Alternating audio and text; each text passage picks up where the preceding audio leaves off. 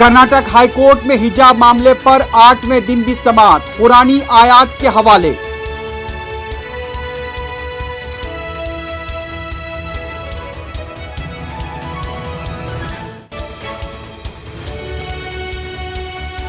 Karnataka assembly में RSS के खिलाफ नारेबाजी, कार्रवाई 4 मार्च तक के लिए मुलतवी।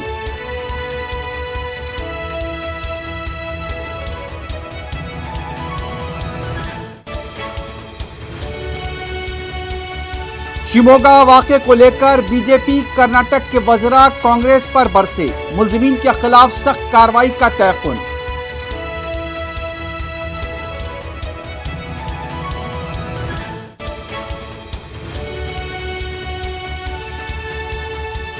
हर्षा कत्ल मामले में तमाम मुलजिमीन की शिनाख्त कर ली गई, जल्द गिरफ्तारियों को यकीनी बनाया जाएगा।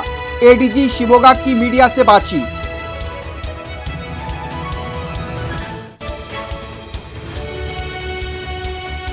बीजेपी कायदीन की इंतखाबी रैलियों में आजम खान के नाम का मुसलसल जिक्र जारी, एसपी पर अमित शाह और योगी की बरहमी।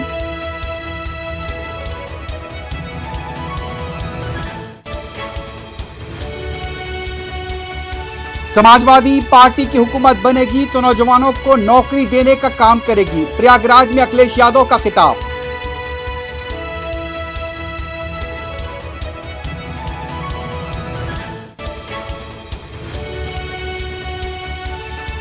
मुल्क में आज कोविड के केसेस में और कमी, 13,405 नए केसेस, 235 अमवात।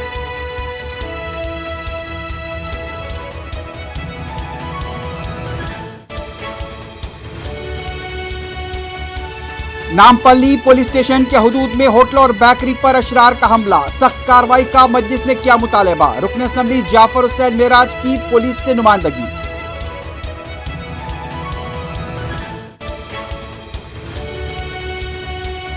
पहाड़ी शरीफ पुलिस स्टेशन के हदूद में ट्रांसपोर्ट लारी की डकैती मामले में मुलविस टोली गिरफ्तार, नकद रकम और मसरूखा टायरें जब्त।